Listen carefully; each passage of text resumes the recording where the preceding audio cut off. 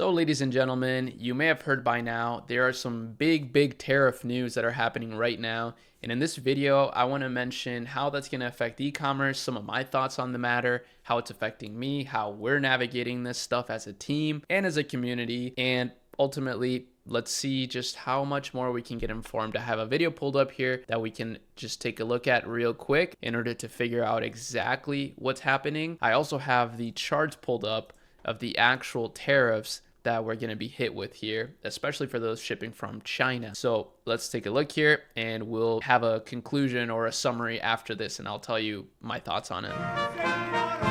So Donald Trump announced sweeping tariffs on some of the U.S.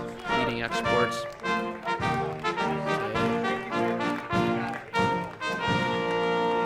Oh no, I got your back. 10% universal tariff.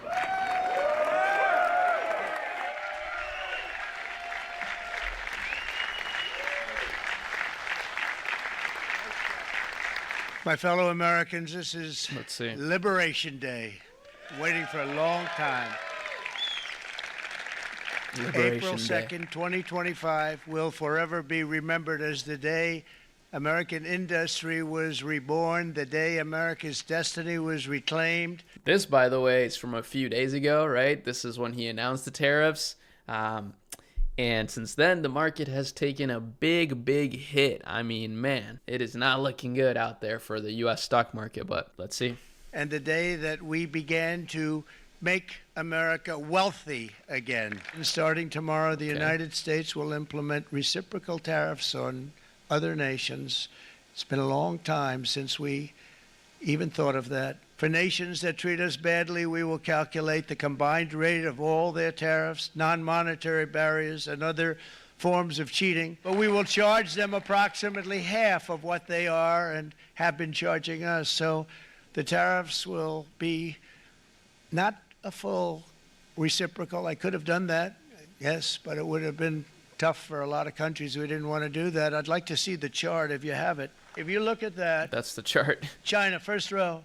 China, 67%. That's tariffs charged to the USA, including currency manipulation and trade barriers. So it's 67%, so we're going to be charging a discounted reciprocal tariff of 34%. I think, in other words, they charge. So that's kind of the thing is, you know, a lot of countries are getting hit pretty hard here, and it's mainly the countries that have been hitting the U.S. pretty hard. So, you know, in some ways, I do think maybe this is necessary in order to get us in a more balanced position. But of course, I don't know exactly the implications long term. I think it's actually good long term, but short term, man, this is chaotic. We charge them less. So how can anybody be upset? Yeah, so Trump ended the event with executive orders on China and the reciprocal tariffs. So here's the thing. Basically, as you see here, these are the tariffs, and there is a thing called a de minimis shipping. I think that's what it's called. De minimis shipping. Okay, so under the de minimis rule in the US, that's basically how, you know, companies like Temu or most dropshippers are able to ship to the US without facing any tariffs. So that's how it has been up till now, right? They are getting rid of this rule so that you will have to pay tariffs even if you're drop shipping, let's say, or things of that nature. Now, based on the information that I've gathered here from our Discord members, we've been discussing this a lot internally in the community, and it's looking like it might be a 30% fee for orders, you know, below the $800 threshold. And, you know, that's pretty high, but here's the good news, right? I mean, 30%, that kind of sucks, but let's say your cost of goods are $10, right? If you're drop shipping or sending things directly from China, even if you have a brand, some brands still do that, right? Some brands do ship things from China, even though they are a brand, like people love to shop them, but you know, they do ship from China for a lot of reasons, cash flow, inventory management, just better inventory management, things of that nature.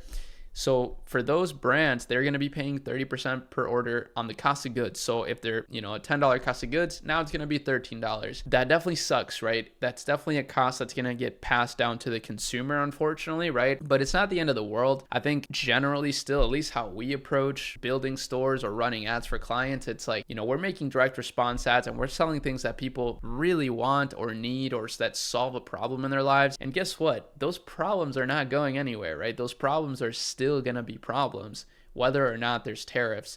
So how I'm approaching this is, well, of course, we'll probably have to raise prices or maybe charge shipping, right? If I had free shipping before, maybe now I'm charging, whatever the tariffs I have to pay, that's what I'm going to charge for shipping, something like that. That's another solution. But the other obvious solution, right, is simply to sell to other countries besides the US, right? So the great thing about shipping from China is that you're close to your manufacturers, but you're also able to ship worldwide. So I think that's another thing that we're going to test a lot more heavily internally with my team, is testing a variety of countries, a variety of markets, and still selling in the US. I honestly do believe that this will be just a lot of short-term pain and panic, but I think long-term this will be good. I actually believe Trump in the sense that he says, this is going to make the country wealthier. I actually think that definitely could be the case, but we'll see what happens. Nobody really knows. This is a trade war right now between China and the US, because China just said actually that they're going to impose an additional tariff on US goods. So not sure where that's going to lead, but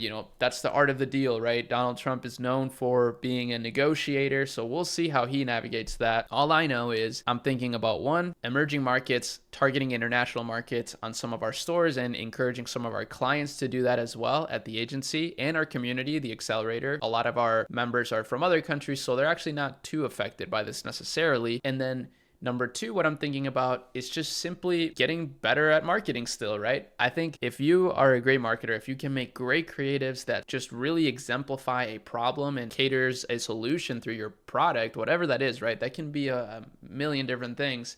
Then you're going to be fine, because those problems are not going anywhere. I think that's a good silver lining, right? I think that's a really good silver lining. And the other silver lining is that we're getting great prices. If you're an investor, crashes are not necessarily the end of the world. I think it can be seen as a healthy correction, and you're going to be able to scoop up some stocks for very, very cheap, which is really good if you've been sitting on some cash. The other great thing that I think you should keep in mind, let's say if you're somebody who is just starting, if you have just been starting your store and you're like, man, come on, now I can't build a side hustle. Another thing you can do, and this is what we do, right? So that's why I'm suggesting it, is while you're building your e-com store, you could run ads for other businesses as well. I think that's a brilliant skill set right now to have, because you can charge whatever you want, right? You could charge a brand $500 a month plus a performance fee in order to run their ads.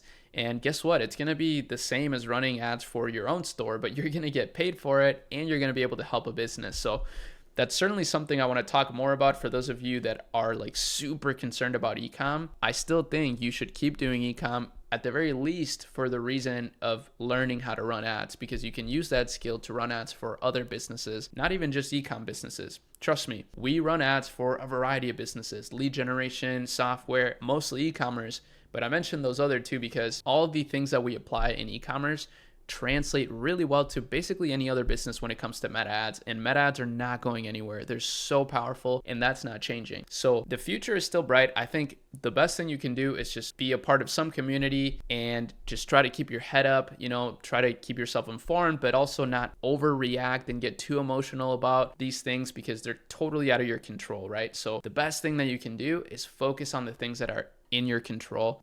That's what I'm trying to do as well. With my team, we had a great talk this morning. We talked about all the tariffs, all our plans, and we're doing a lot of great things. We're building a lot of cool stuff, but we're definitely thinking about this, right? So we're going to be testing international markets. We're going to be, getting more clients outside of e-commerce as well, which we've been doing successfully. We're going to be running other projects as well. So we're just doing everything we can in order to build a solid base where we'll be indestructible, whether or not there's going to be tariffs for the rest of the US history or not, which I don't think. I genuinely do think this is temporary. It's sort of to rebalance the scale in favor of the US again. It's going to be painful for now, but I think it could be good long term. I could be completely wrong, and this could be the end of the US empire for all we know, but I highly, highly doubt that. I really don't think so, especially with so much advancement in technology that's happening and just so much entrepreneurial potential. There's just so many things happening on the internet, so much money being created and value being created. So I'm not like super concerned long term.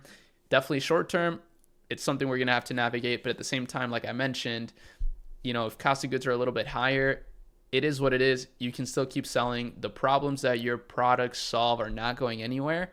And that's a good thing, right? That's a good thing for you. So hopefully this gives you a little bit of peace of mind if you've been really worried about this stuff. You know, it's okay to be worried. I totally get it. I've been worried too, but at the same time, you can't just sweat this stuff too much because again, it is totally out of your control. So you're just wasting your mental effort. You're wasting the present moment, right, on things that are out of your control, which is never a good thing, you know, especially if you have a family, right? I have a family, so I'm trying to not stress myself out over any of these things and just, you know, navigate them like a surfer, right? I'm just surfing the waves, I'm trying to stay chill and just stay locked in with my team. We're building. We're going to make sure that we come out of this in a good spot. So I want any of you to come out of it in a good spot as well, all of you, but you specifically, if you're really worried, I want you to, you know, just remember everything's going to be okay. Just keep moving, keep following the channel, join our community, join our waitlist for the accelerator. That's going to be a great resource to have for sure. So you can know like the right trends to capitalize on and emerging markets, things of that nature. But that's about it for this video. Hopefully it was informative and I'll see you in the next one. Peace.